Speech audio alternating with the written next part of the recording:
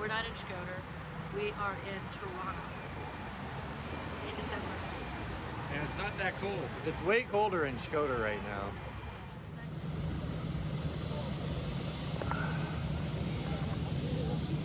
What's going on, Weenie? Going to have dinner. Where are we going for dinner? Chinese garden. Because we're hungry. And we haven't had any Chinese food for a long, long time. There's no Chinese food in Shkodër. No Chinese food, no Mexican food. You can get sushi in Shkodër, Yes. but we're in Tirana, so we haven't really experienced much cuisine here. We're going for some Chinese food. And it's December, and they're setting everything up for festivals and Christmassy stuff and New Year's and all that, so I'll show you some of that stuff too. As we walked toward dinner, the city kept reminding us where we were and how much history is still part of everyday life here. We came across this, the Partisan Monument of Tirana. It's hard to miss. A fighter, fist raised, frozen mid-defiance. It commemorates civilians from Tirana who fought to free the city from German occupation near the end of World War II. The plaque reads, "The people of Tirana sacrificed their lives for the liberation of the capital." That wording matters because this wasn't a liberation carried out by foreign armies. It was largely done by Albanians themselves. The fighting here lasted 19 days. Tirana was liberated on November 17th, 1944. But the date is complicated. It also marked the beginning of nearly 50 years of communist rule. It's no real surprise why places like Shkodër don't have the kind of international food scene people are used to in the US. The short answer is, it's not so much resistance as it is reality. Cuisines don't appear unless the people who grew up cooking them do. Tirana, being larger and more international, has crossed that threshold. Shkodër hasn't, at least not yet. Going to and coming from dinner, we passed the Namazga Mosque. It's the largest mosque in Albania and one of the newest. It just opened in 2023.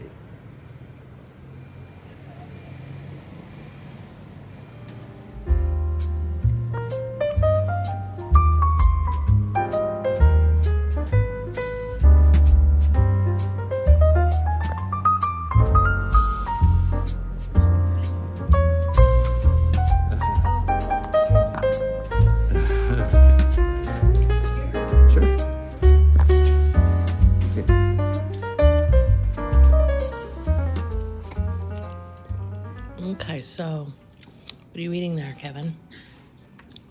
Broccoli with garlic sauce, specialty eggplant, kung pao chicken, Peking duck.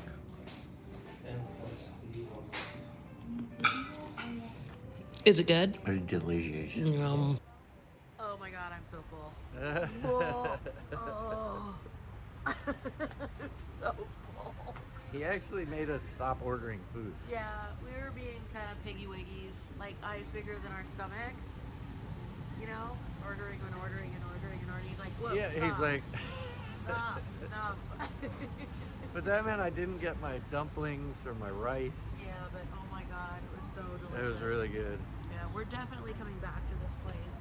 Yep, we got his name. That's our new thing. Yeah, we We get get everybody's names. If a place we know we're gonna go back to, or that's also a good way to strike up a rapport, Yeah. is to ask them their name during. So, and then also Write that down. way, while you're at the restaurant or the bar or whatever, you can, and you need their attention. I mean, this is true no matter where you are, whether you're back in America or anywhere. If you know your server's name or your bartender's name, you can just call them by name instead of saying, "Hey, you," or whistling or snapping your fingers. Humanize them. Right. They're people. Yeah.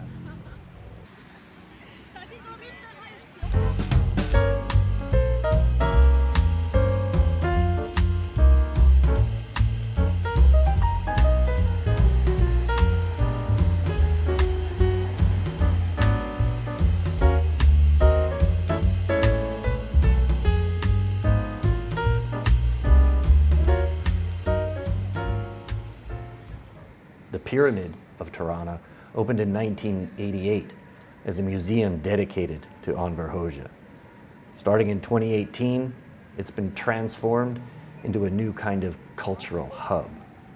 It's now an open sculpture in a new park, along with a number of colorful boxes around the original building that house cafes, studios, workshops, startup offices, and classrooms where Albanian kids will learn various tech subjects for free, transforming it, fittingly, into part of the broader cultural landscape.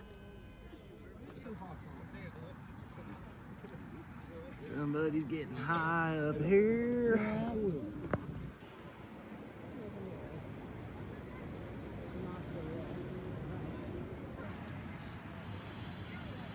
Leaving the pyramid, we took our time and enjoyed the carefully installed holiday lighting along the boulevard. People often lament the chaos of driving in Tirana, and there are times that it can be crazy, but it's not really much different than other large cities. And during times like this evening in Tirana, the patience of the drivers is actually quite remarkable. On a bridge over the Lana River, we came across this series of sculptures. Tirana has a habit of putting art where you don't expect it, to remind you that the city is meant to be lived in. Like a lot of public art in Tirana, these sculptures aren't loudly labeled or marketed. They're just there. They fit squarely within Tirana's long-running municipal goals to humanize infrastructure and avoid heroic nationalism. These are ordinary human forms, not leaders, warriors, or symbols. Not far from here, we saw a statue meant to be looked up at, a reminder of sacrifice and liberation. These figures don't ask for that. They're not commemorating anything. They're just part of everyday life. That shift says a lot about how this city has changed. For years, the Lana River was something Tirana turned its back on. It was heavily polluted and functioned more like an open drainage channel than an urban river. Now, people walk it. Art shows up. The city slows down around it. It's not perfect, but once a place becomes part of daily life, it stops being disposable. The decorating was still in full swing that evening, but the incomplete displays didn't dissuade anyone from exploring the area around Skanderbeg Square. Approaching from the south, we came across this display, which we initially thought was just waiting for 2026. 20 minutes or so later, we saw from a distance that they had turned it on, so we made our way back. Which is when we realized that it's a working clock, ticking its way toward New Year when the hands will reach midnight. This is a perfect time to sit for a few moments and experience what crowds are like in Albania.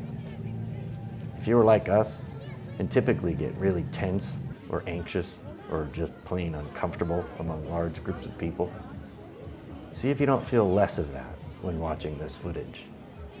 It's hard to define, but the energy here is just markedly different. Notice how the people move. There's a fluidity to it. No one looks like a salmon fighting its way upstream, because everyone is aware of their place in the crowd and gives everyone else enough space for a buffer. Moving closer to the square, we encountered this unbelievably cool, massive LED reindeer. If you look closely, you can see the minaret of a mosque just beyond. Earlier, we'd seen the Namazga Mosque, massive, modern, new.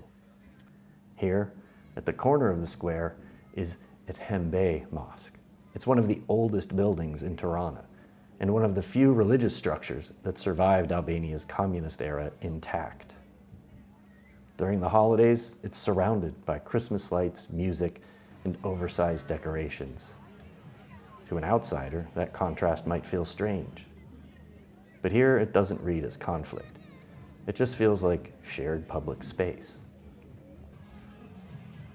From there, we moved into Skanderbeg Square itself. Gheorghe Castriati, better known as Skanderbeg, is Albania's national hero, a 15th century nobleman and military commander who led resistance against the Ottoman Empire for more than 2 decades. His name has come to symbolize Albanian courage, unity, and resistance. The equestrian statue at the bottom of the square was completed in 1968, marking the 500th anniversary of his death. It's a traditional monument, elevated, permanent, again, meant to be looked up to. On the opposite side of the square, nearing completion and rising nearly 300 feet, is a very different tribute. Known officially as Tirana's Rock, the building forms a massive sculptural likeness of Skanderbeg's head, not as a statue, but as part of a living city, offices, homes, daily life unfolding inside of it. Seeing these two versions of the same figure facing one another across the square feels like a quiet summary of Albania right now. Deep respect for history without being trapped by it.